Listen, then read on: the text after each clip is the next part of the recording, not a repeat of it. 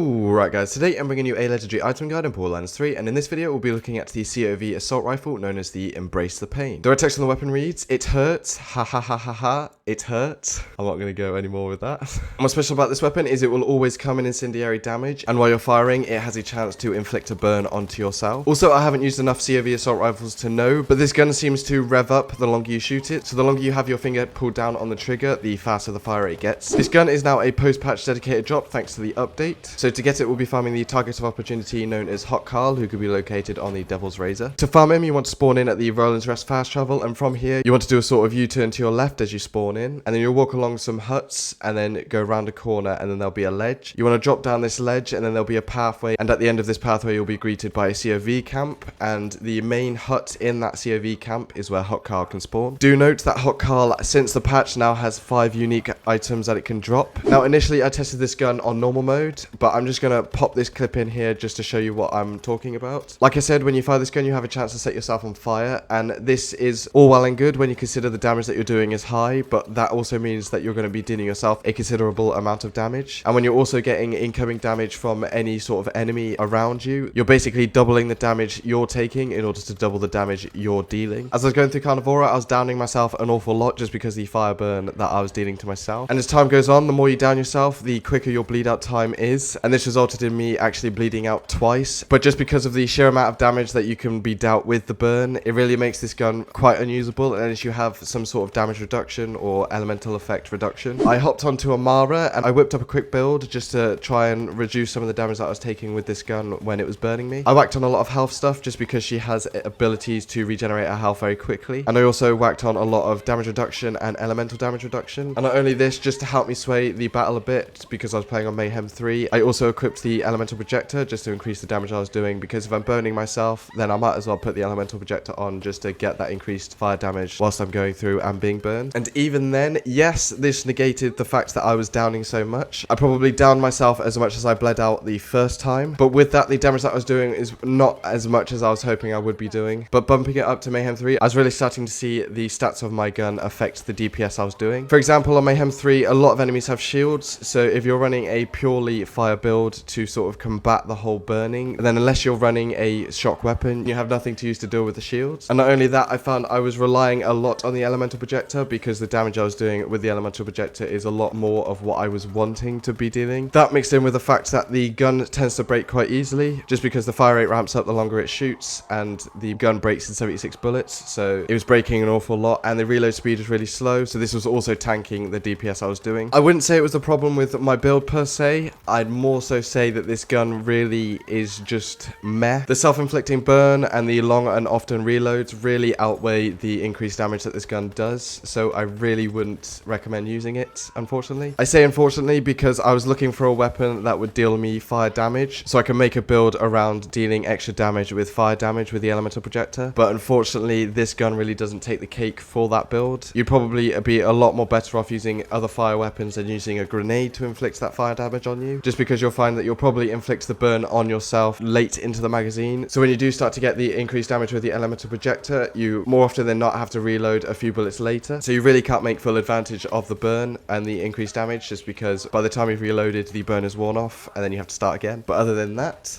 that's it for the video, guys. I hope you found this useful. Make sure to subscribe for future legendary item guides on my channel, and yeah, see you in the next video.